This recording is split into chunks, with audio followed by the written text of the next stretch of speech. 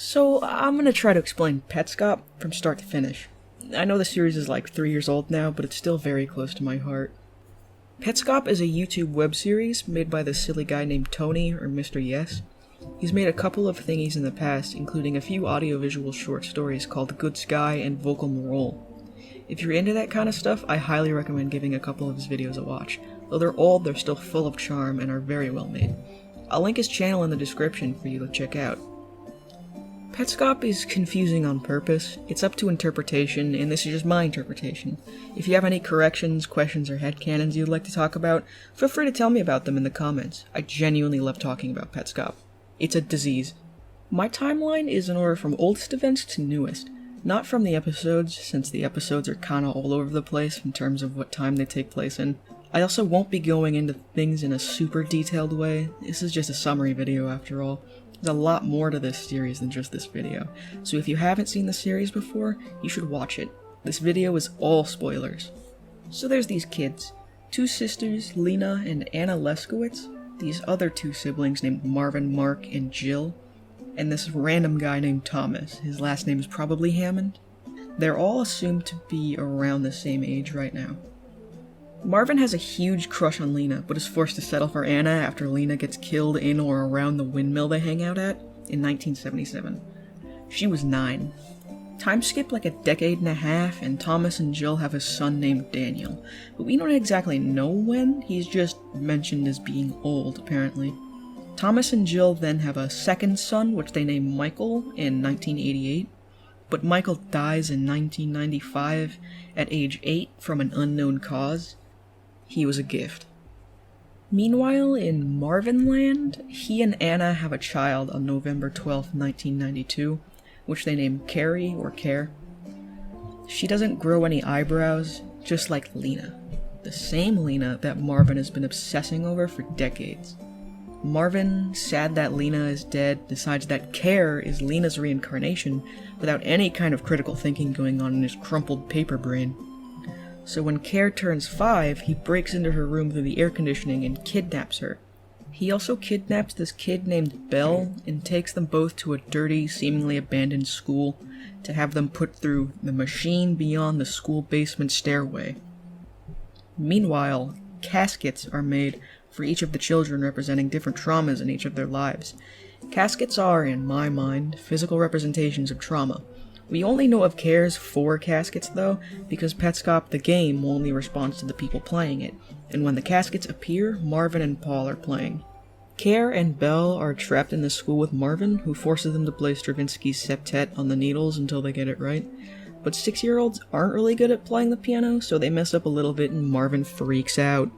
Marvin decides that in order to get Belle reborn as Tiara and Care reborn as Lena, he has to put baby. But as he was putting baby, he messes up and Belle gives up halfway through the transformation and is trapped as Egg 2. Meanwhile, Daniel, older now and in 1996, starts making a game to mess with Marvin. He creates the beta of this game called Petscop, but before he releases it, he decides that using a badass pseudonym is the way to go, so he renames himself to Rainer. Rainer gives Marvin a copy of the incomplete Petscop on July 10, 1997. Now that he's finished with Petscop, he decides that the bathroom is his tomb now, and yeah, you get what's implied. Care eventually escapes her captivity 2 days before her 6th birthday, in 1997. She spends one day wandering around not having any senses. Traumatized and confused, she finally makes it home in time for her birthday party, with Jill, her aunt, who is surprisingly calm, seemingly in shock, being the only one there. We don't necessarily know what happens to Belle at this time. All we know is that they get to play Petscop. They could have escaped because they are who Paul is talking to in his playthrough, but they also could be trapped in the school still as their Egg, since their sprite is only seen in the school outside of flashbacks. Care is back in school now. She's making up for the multiple months she was away in that same school's basement. But before she can even kind of recover her lost time, she starts to question whether or not she's a girl or a boy, and is figuring out why her relationship with her family is so strained. Her mind is blocking out everything prior to the kidnapping. She calls herself Strange Situation for a while, and the school counselor calls her relationship with her parents a strange situation as well. While speaking to the counselor, she figures out that, yes, she is a boy, and he's now named himself Paul. Carrie has been reborn, but not as Lena, as Paul. I like to think that he chose the name Paul on a whim just to tell the counselor anything, but liked it so he kept it. The counselor reassures him that nothing is his fault, and that everything will be okay. You have your own truth now, not Marvin's. 20 years later, Paul is vibing at home before he suddenly realizes that Petscop exists. This makes him hyper-fixate until he finds the disc. He can't find it, so he asks Jill, who's been taking care of him in Anna's absence. And Jill is like, "Care, what do you want about? What disc?" Evidently, Jill still sees Paul as Care, which is unfortunately something that happens to many trans people after they transition. Paul eventually does find the disc and plays it for a bit before needing to get off. He tells his best bud Belle about it, and Belle obviously thinks he's lying about the silly haunted game. So he records himself playing through Even Care and posts it on YouTube to prove them wrong. Yeah, suck on that, Belle. I can't turn off the game or leave my room anymore. Belle might also be blocking out everything prior to the kidnapping just as Paul did, but we don't really know. Paul eventually gets to Raynor's note on the back of the game's box that tells him to put in inputs even though the left and the right controls are probably inverted. It works anyway. Who knows, Paul can't tell his left from his right anyway, just like me. He suddenly gets shoved into a dimension with all of his blocked off memories that he really didn't want to remember, but since the game won't let him leave it idle or turn off the console, he has to face those memories head on.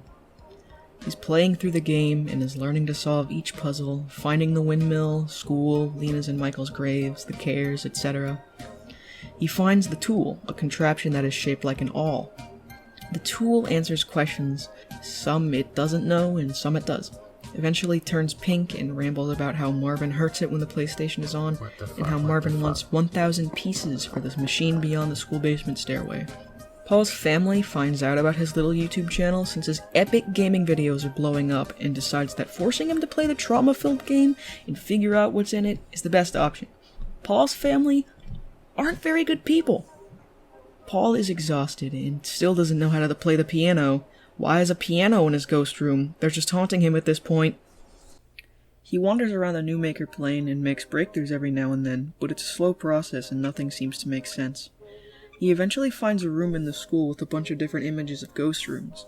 Marvin follows him and asks him to say which is his. Paul, trusting the green paper man for some reason, tells him that his room is number 1 and is surprised when Marvin tells him, "Thanks, here I come." So Paul freaks out and we almost see him call Marvin Dad before he breaks into his room with like the Kool-Aid man to beat him up. After some time, Belle walks in and says she's sorry, but Paul can't really say much besides help, considering he probably just got hurt beyond belief. So Belle writes 9-2-19 on the chalkboard instead of calling 911. They both go down to the basement where Paul places Care and all 1,000 pieces into the machine with Care in it. Marvin tries to make Care reborn into Lena, but Care gives up halfway through, whether due to her not wanting to become Lena, rebellion, or accident, and what comes out of the machine is Egg 1. Marvin leaves and Paul goes to the only locker in the school that has any functionality to it and opens it. There's Egg 2 and a note for Belle and Tiara's name from Mommy, probably Anna. Paul places this egg next to Belle's egg and the series ends. After a bomb-ass OST in-game, Belle gives him a pep talk before they go hang out with Lena.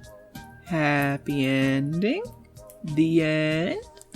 The series is over, but what does it all mean? Petscop, to me, is about trauma, obsession, and abuse. How things stick with you forever, and how sometimes people don't want you to be who you are. Paul obsessed over Petscop, Raynor obsessed over Marvin, Marvin obsessed over Lena. Being trans is also a huge part of the story. Marvin was furious because he saw Care as a reincarnation of Lena, and Paul didn't want to be Care, therefore he didn't want to be Lena. That's why Marvin was so happy that Care wasn't growing any eyebrows, but Paul grew eyebrows. That's why he told Paul, not Care, that his reflection in the vase was vile. Jill never truly saw Paul as Paul, she only saw Care and referred to him as such. Belle also uses they-them pronouns, as said here. Back. They were gone. We love a non-binary icon. The ending is left open on purpose. The eggs and the bench could mean so much, yet are such small parts. To me, the ending means both the acceptance of Lena's death finally and the knowledge that yes, trauma does change you and make you feel trapped, but you're not in a box, you're in an egg, and eggs are meant to be broken. Thanks for watching, and have a lovely day. Also, I will make an entire video on Paul being trans. Do not test me, I am mentally ill.